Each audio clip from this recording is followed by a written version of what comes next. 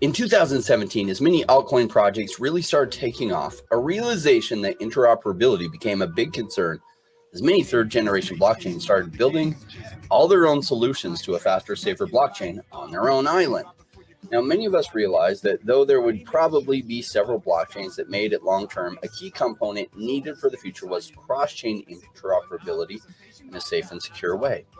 Now, Wanchain, whose focus was that, launched in 2017, has been one of my favorite projects. We have a special guest today, Dr. Weijia Zhang from Wanchain, joining us, and I can't wait to ask him some questions about the new collaboration with Cardano's IOHK, as well as a lot of other really, really cool things that they're working on.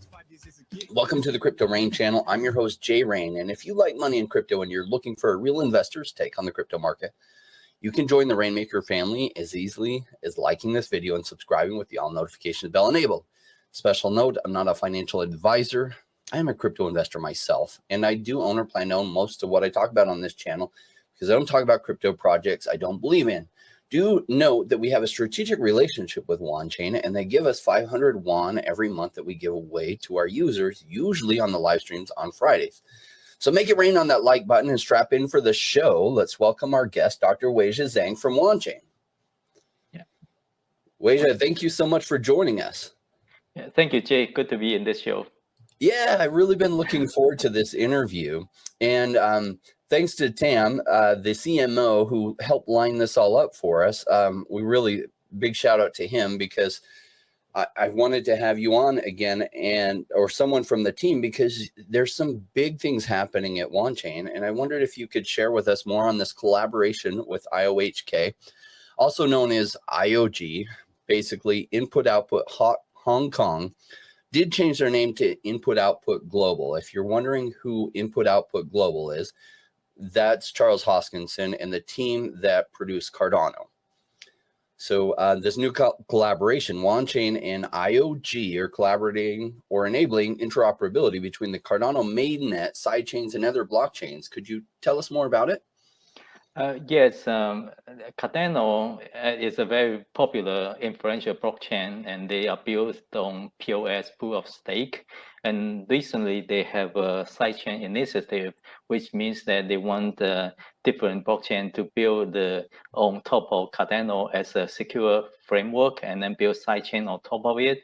And the collaboration between Wanchain and Cardano is that we basically have two pillars for the collaboration. One is to provide a bridge connectivity for Cardano blockchain so that assets on a Cardano blockchain can be transferred or transformed into asset on EVM compatible blockchain. So that's the asset bridge. And second one is to build Wanchain as a sidechain for Cardano blockchain, so that the blocks and the transactions on Wanchain blockchain can be Merkle tree Merkleized, and the root of that Merkle tree can be saved into Cardano blockchain to improve the security of the blockchain bridges.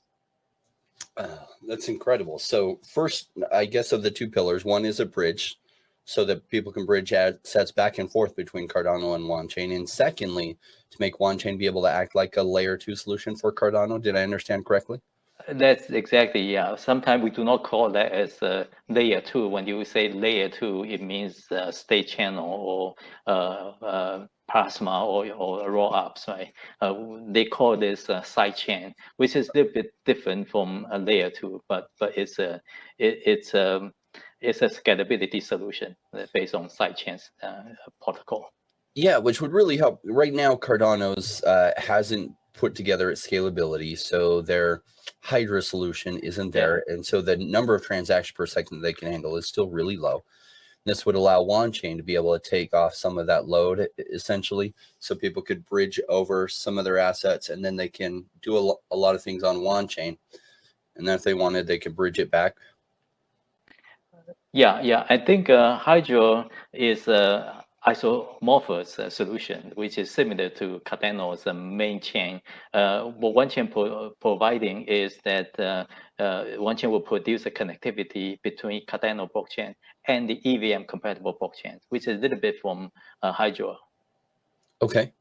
Because could you explain to me more about that EVM compatibility that Wanchain is offering to Cardano? Because I know Charles has been working on solutions to make Cardano interoperate well with EVM compatible blockchains, and it sounds like perhaps they're looking at Wanchain to provide that compatibility. Yeah, well, interoperability is a very complex subject, right? So my understanding or our understanding of interoperability involves three things. First one is the interoperability of asset. That means that the asset in a sort chain can be transferred or transformed into asset on a target chain. So that's the asset transfer. And second one is the data transfer, and that could be related to NFT. The data in the source chain can be transferred to the data on a target chain. And then another one, which is more complex, which is the command transfer, which means that the smart contract function can be called from a source chain to a target chain. And when we mention the interoperability between EVM and the Cardano, it has several things there. One is the asset transfer. And the asset transfer is well understood now, which means that you lock the asset on the source chain and maintain the same value of asset on the target chain. So that's very well understood. And second thing is the data transfer. And you need to understand the smart contract on both sides very well. And then you need to mimic the NFT smart contract on the other chain and do the different smart contract development on both chains. And then you need to have some bridge to watch the data and the NFT asset on both sides, and then make sure they're synchronized. So that's the NFT or the data transfer.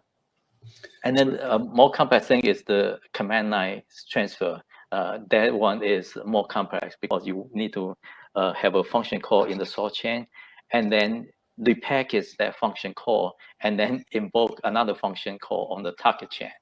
And the key thing for these kind of asset data or command line transfer is that you need to have security on both sides. And one thing to ensure security is that the blocks and transactions in the source chain should be localized, and then the local root of that localized tree should be saved to the target chain. So that's the minimum thing we need to do. And going beyond that, you can also save some of the data on the target chain, and there will be more computing resource. There'll be more computing resource required, and also storage required for that as well. So question about that. One of the big solutions that a lot of projects have been doing the last 2 years is just wrapping, right? So they wrap it within it. So if you take ETH over to Polygon, it's just wrapped ETH. If you take Bitcoin over to Ethereum network, it's just wrap. But what you're describing seems a little bit more in depth than just wrapping. Yes. So yeah, of course, asset transfer is the wrapping asset is the minimum thing you need to do for cross-chain interoperability, right? And now even for the wrapping itself, right, there are a lot of things that need to be considered, right? For example, the security, right? When you wrap the asset in the source chain, how can you guarantee that the asset you wrapped or you locked in the source chain is secure? And then the asset could be transferred to the target chain, right? And then even after that, it can be transferred to another blockchain. So the security is one of the most important thing for cross-chain bridge asset transfer. Security, and then there's decentralization, because you don't want to have a single party to hold that wrapping. And if that wrapping is done by a single party, that's equivalent to a centralized exchange, right? So it's not what we say about the bridge, the decentralized bridge. So is the end goal a different solution than wrapping altogether? Wrapping has been how it's been handled, but it seems like what you're describing is much more in depth, right? And yes. So is it going to stay on the wrapping side, or are you talking about a technology that over time does away with wrapping in order to provide deeper security? Yeah, so wrapping is the one of the essential one. As for wrapping, I think it's going to stay. Basically, you lock the original asset in the source chain and then bin the same value on the target chain. That is going to stay. And the key thing for wrapping is that you need to provide decentralization and security for that. So that would be the challenge for wrapping. And going beyond wrapping, there could be a swap or could be remote function call as well. So these will go beyond wrapping, because with that, you probably have one project team that will deploy smart contract on both chains. It's no longer provided by the bridge itself. The project team would need to deploy the smart contract themselves on both chains and have the remote function call across different blockchains. And that goes beyond wrapping. So along the lines, but a different part of communicating between blockchains is cross-chain messaging. What is cross-chain messaging, and why does that matter? Yeah, for EVM blockchains, right? Blockchains are designed to be silo, which means that blockchains do not talk to other blockchains. For example, with Bitcoin or Ethereum blockchain, there's no way for Ethereum to talk to Bitcoin blockchain, and you have to use Oracle for that. So you have to use offline communication for that. When we say messaging, basically what it means is that there could be events in the source chain, and then the target chain should detect the event on the source chain. So that's event detection. So there should be an off-chain engine that detect events on the source chain and then pass that event to the target chain. So that is one way of messaging. And second thing is that the data messaging, which means that there's a data on the source chain and you need to pass that data to the target chain. So that messaging could be data transfer as well. So there have been some specifications for messaging, and that is an area for cross-chain interoperability. That's one area of it. So as you were kind of discussing cross-chain messaging, I was thinking of examples that might be a little bit easier for myself to understand and maybe some of the audience. So I was thinking about a use case, and say video games are a little bit more advanced with NFTs, and say you have some kind of character, and after 100 days from the character's inception, it's supposed to upgrade to be bigger or taller or something. But what you're describing is like, so say that got wrapped. If there's not good messaging between the blockchains, if that got wrapped and sent to another chain, it needs to still be able to receive that message to, okay, it's been 100 days. It's now time for you to upgrade to a bigger version of yourself or whatever, right? And so that there's still some messaging that can flow, because without that, then once something gets wrapped and sent off chain, it wouldn't be able to communicate and act in certain ways. And that wouldn't just be for game items. It would be for, okay, say some kind of smart contract is wrapped and after 100 days, something's supposed to happen. It needs to be able to get that messaging that it's now 100 days and that next step needs to happen. Yeah. Am I understanding that correct? That's 100% correct. Actually, Jay, you asked a great question. I actually presented NFT asset transfer in this year's IEEE ICBC conference, International Conference on Blockchain and Cryptocurrency. And I present that topic, which introduction about the cross-chain of NFT assets. And the cross-chain of NFT asset is different from the fungible tokens, because for non-fungible token, there's data transfer and there is a requirement for more messaging. And exactly what you mentioned, the NFT asset on the source chain, when it's logged, can have some changes, and those changes need to be reflected on the target chain. And therefore, it is very different from the fungible token asset transfer, because with fungible token asset transfer, it's a one-time deal. Once the user initiates the transfer, it goes to the target chain and it stays there. But for NFT that involves some data transfer, you need to have the bridge watching the asset on the source chain and do the needed update on the target chain.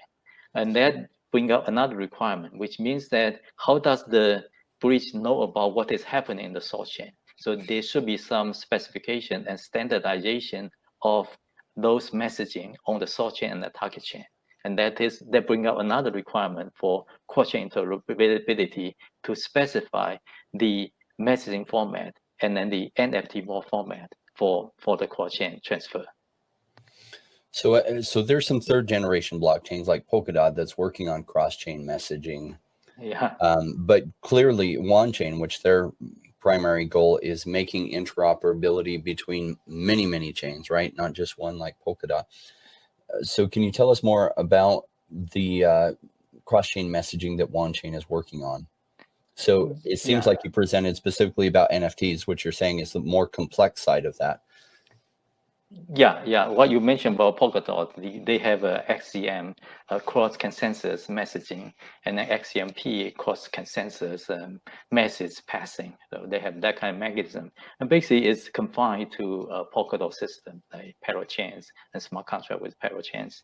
And Wanchain is working with EEA, Enterprise ECM Alliance, and working with teams such as Consensus to work on asset transfer, messaging transfer, NFT asset transfer, data transfer, and also the remote function call across different blockchains as well. So it's not just the one blockchain; it's heterogeneous blockchain transfer. So we're working in that space with different teams on that. And so with that cross-chain messaging, this is what, like, a big part of that is cross-chain function calls, right? Yep. And being able to call across it. Could you just go into a little bit of like what that is? So say we have an asset that's been wrapped and it's on some other chain. How would the function call then interact with that, say, NFT asset? Yeah.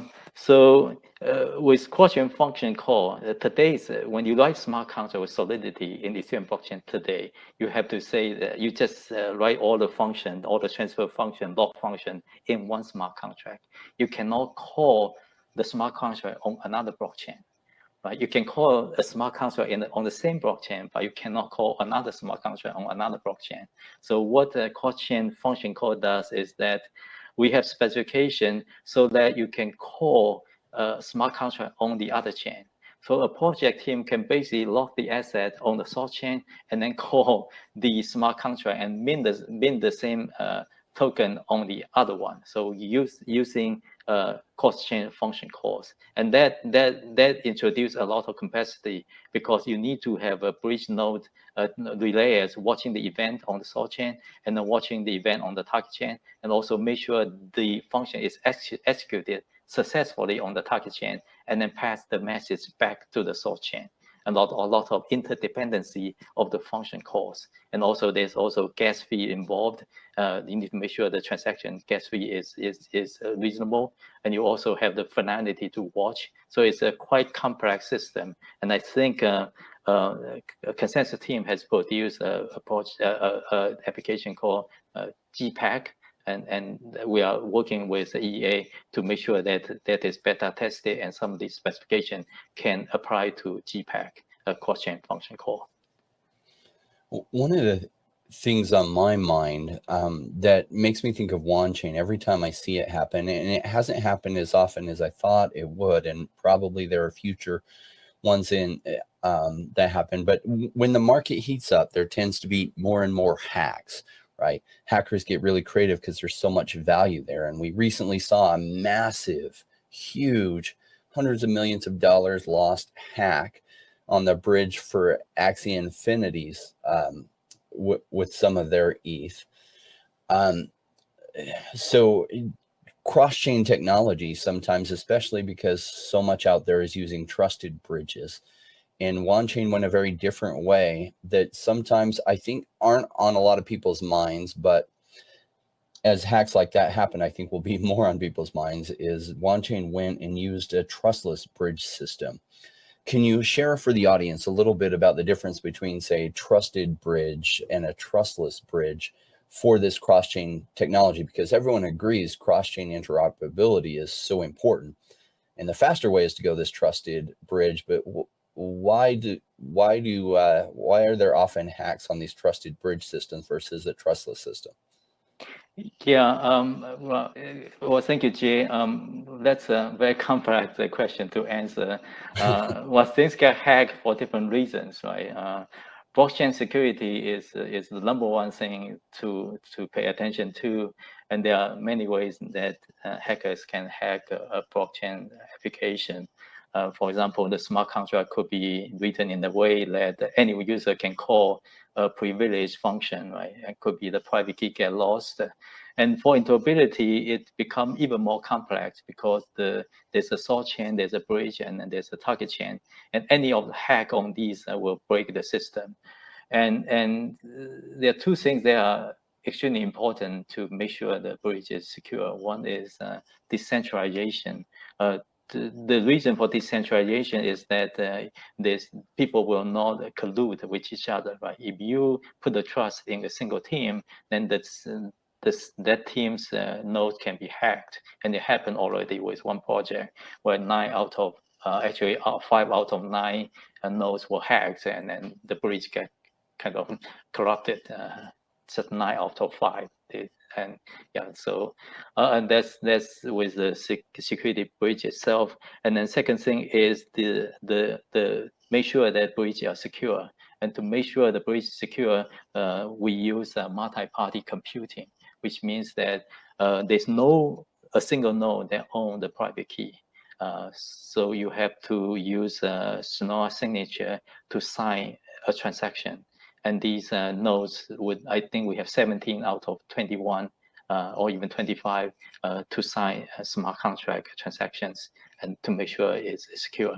And to kind of collude 15 node or 16 nodes is not easy, and that's one thing. Another thing is that to make it more decentralized, you can rotate the bridge nodes, which means that every month there's a new set of bridge node to operate as bridge node, and they're trustless. Anybody can be a bridge node, but in order to become a bridge node, they need to put a stake to the system. And that is what POS can be, a pool of stake. You put in stake, and then you operate as a bridge node. And then if there's a collusion, if something bad happened, then the stake they put will be slashed. So that put a responsibility to the bridge node itself. So with smart contract security, with MPC multi-party computing, and with staking and slashing, Wanchain kind of improve security for the cross-chain interoperability. Yeah, thank you. I've been wanting to ask you that question because I know that's been a big focus on Wanchain is the security. Like it's always about security. And as we see these big hacks, sometimes we don't realize how important the security is until all of a sudden we realize how important the security is. And going back to the NFTs and making them cross-chain compatible, I wanted to kind of paint a picture of what I think in the future will be. And I wondered if you could share with me some of the obstacles towards making that happen. Like the way I see it is like in the future, one of the ways that crypto is going first is towards blockchain gaming because there's not a lot of regulations in the way. There's many more obstacles to finance, though it will completely change finance as well. So let's say the development first really, really changes gaming and you have some assets or say some collectibles you buy from a very famous modern artist, a collectible that's on one chain, say Solana, and that's an NFT. But later on some other blockchain, they develop a really cool way to showcase your NFT. So you want to bring it over to that and be able to then showcase it on in your wall on something that rotates between all the different art pieces you have. But let's say that's on a different blockchain altogether, say Polygon or Matic or whatever. What are the obstacles to making NFTs cross-chain compatible so that can easily be done? Yeah, well, you are asking a very, very complex question. Yeah, we thought about this for a long time, actually. We discussed this a lot. NFT is very, very special. So we mentioned that when NFT need to go cross-chain, there's a data transfer as well, right? And the obstacles involve the data transfer, because that's not a one-time thing. It goes on consistently. So you need to have something to watch the events, or you need to manage that for different blockchains. So it's different from the fungible token, where there's a one-time thing. You do it, transfer it, it's done. But for NFT, you need to keep watching it. That's one thing. That's one obstacle. Second obstacle is the standardization, right? How do you make different blockchain offer NFT in the similar format, or a format that blockchain understand each other, right? So you need to specify that. That go beyond this ERC 721. 721 just say that you need NFT need to be unique. You need to have an owner, and you can transfer it. That's it. That's not enough, because you need to specify the URI, the base URI, the URI, because that URI contains the data itself. So you need to go beyond the specification of base URI and the URI, so that we understand what is in the NFT, right? So that different objects in this meta world can be cross-chain interoperate with each other with different applications, right? That's one another obstacle. And another one is the authority of NFT. For one example is, which is not gaming, like diploma. A university offer a diploma, and that diploma can become an NFT in the blockchain. But that NFT could be in Ethereum blockchain, could be in Cardano blockchain, in Wanchain, right? So you have different NFT for the same diploma, and that diploma cannot be transferred, and it can have multiple copies, which means the same thing. So this a little bit violate the rule of uniqueness. So you basically have several NFT which is different but point to the same thing. And I think our ERC 721 does not address that. And when you do the transfer, it will confuse, because you are going to have different NFTs point to the same thing. So that need to be solved as well. The classification of NFT object, which point to a physical asset or could point to a virtual asset, those need to be classified, and they can mean different things. One is, some could be unique, some could have multiple copy, but still point to the same thing. So this is another optical. And then there are other things, the data transfer, how much the data can be transferred. And because when you transfer image, right, that could consume a lot of data. I need to look at that as well. Yeah. That makes sense. Yeah, thank you for answering that question. I wanted to ask you that question because of your knowledge on the inner workings of everything. What could you tell the audience what Wanchain, in addition to the collaboration with IOHK or IOG, what else is Wanchain working on recently? There is a big EVM update coming up. There's a London EVM update. You mentioned that Wanchain started very early, a couple of years ago. And this time we are having an EVM update.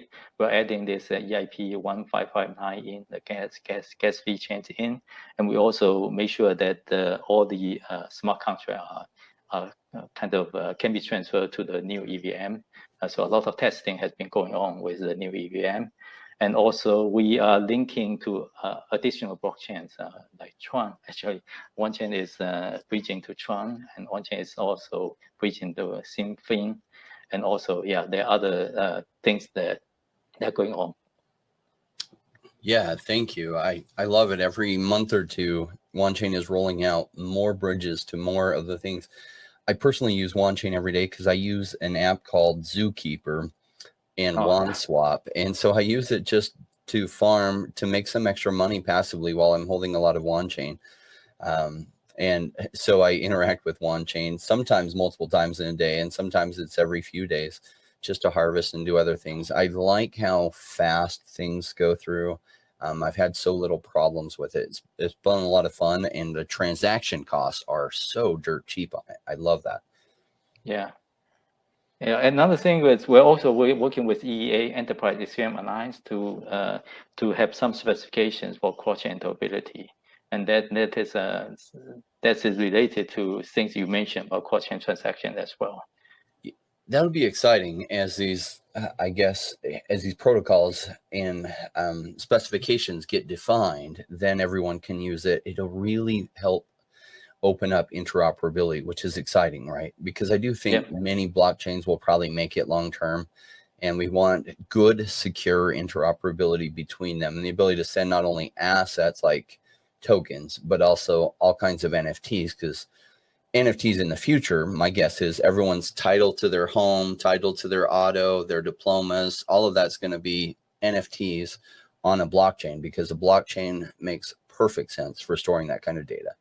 Yep. All right, Weijia, thank you so much for joining us. We really appreciate your time.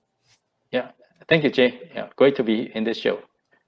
All right, I'll thank Tim for lining this up. Tim is the director of marketing for Wanchain, so thank you so much, Tim, for lining this up. If you're in the audience, are you ready to be a rainmaker and join what I call the Navy SEALs of crypto to level up your crypto game? Now, why Navy SEALs? I like that because Navy SEALs are not just above average, but the best, and they're the best because they don't easily quit when it gets hard. And is it fair to say if you're an investor and prices go down, that's when it feels hard? And that's felt hard lately, right? But what I like about Navy SEALs, they don't easily quit when it gets hard. So do you realize that with crypto, in just 15 minutes or so a day of learning, over time, that will put you in the top 1% to 2% with your understanding of the crypto market? And if you use that knowledge and understanding towards smart investment principles, which is what we talk about here on this channel, I think your journey in crypto is going to be a great one. Remember, no rain, no gain.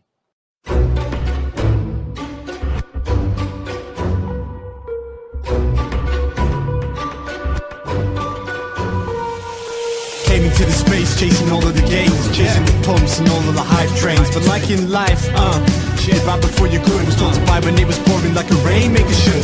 Buy when it's down, don't chase the boats that I missed. Cause I always make the time in mind. I sit the one out cause I'm patient like that, and I'll wait for the right time. I sell when it's high, I buy when it's low. They call me rich, they call me smart. I'm just a rainmaker running the show. Calculated investments, I don't lead with my heart. Principles are simple, to leaving a mark. Buy when it's boring, just gotta be smart. I sell when it's hype, like all the channels they pump it. Cause when I was selling, got parabolic and dumped it. They call me rich, they call me smart. I'm a rainmaker, making my own start. I'm with the future, learning the past. Makes the time fly by, years going so fast. The game plan is mine, I'll own it now. When I reach the top, haters asking me how. Cause I'm a rainmaker, investments I love, and I follow what I learn, not relying on luck. Time is never better, but time like the present. This next 5 years is a gift and it's feeling like heaven. I'm committed to learn, to study and to know that nothing comes easy, but with knowledge the game show. Sticking at this wrong, cause soon will come a bear market. Learning and growing, and when it's slow will be the target. Naysayers come out, Bitcoin is dead. The massive decreases can get to your head. I'm sticking around, the time is better. I'm strong like that, I'll let the others be fretters. 2 years time, the ball will bring back the gains. That makes it worth the effort, cause here comes the rain. So let's go rainmakers, let's make it all happen. Let go of the hate, let the haters be crapping. I'm here for 5 years, let's do this together. The time is right, the time could be better. They call me rich, they call me smart. I'm a rainmaker, making my own start. I'm with the future, learning the past. Makes the time fly by, years going so fast. This game plan is mine, I'll own it now. When I reach the top, haters asking me how. Cause I'm a rainmaker, investments I love, and I follow what I learn, not relying on luck. Haters be hating, the time to slow down. Addressing what they say when I'm wearing my crown. They're chasing green candles like someone who was new. I got a vision that was bigger, helping me to push through. I'm still human and sometimes it is rough, and that's what makes me special, simply I stay tough. Cause I'm a rainmaker, investments I love, and I follow what I learn, not relying on luck.